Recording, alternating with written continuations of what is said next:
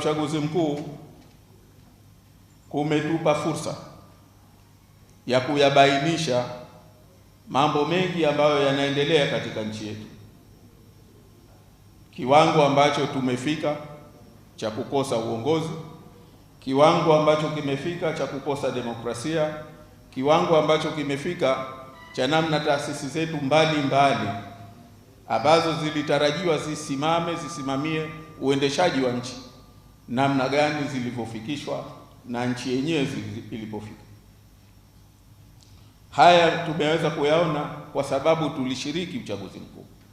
Kama hatukushiriki uchaguzi mkuu, ingekuwa ni njia rahisi ya haya yote kufunikwa bila dunia kuweza kuyaona. Kwa hivyo uamuzi wetu huo ulikuwa ni sahihi na tumeionyesha dunia kwamba ilikuwa ni njia sahihi ya kupambana na kupambania marekebisho katika uendeshaji wa nchi yetu.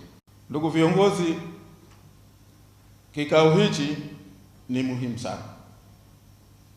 Ni muhimu sana kwa sababu ni kikao ambacho kinapaswa kwanza kujadili hali ya nchi ilivyo, tulipo kisiasa, tulipo katika uendeshaji wa nchi, na kutoa mwongozo na ramani sahihi ya tuelekee vipi, tukabiliane vipi na haya ambayo tunapaswa kama chama tukabiliane nayo. Ndugu viongozi, hichi si chama cha uchaguzi.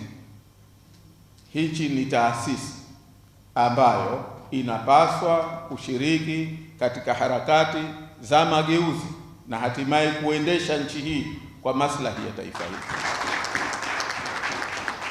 Kwa hiyo baada ya uchaguzi, sio kwamba kazi ya chama na viongozi wa chama imemalizika, kwamba sasa tunajipanga kwa uchaguzi mwingine unaokuja. Sisi tunajipanga kwa ajili ya ukombozi, mageuzi na maendeleo ya nchi yetu kwa faida ya nchi yetu. Uchaguzi ni sehemu moja kati ya hayo ambayo yanahitajika tuyafanye kama chama.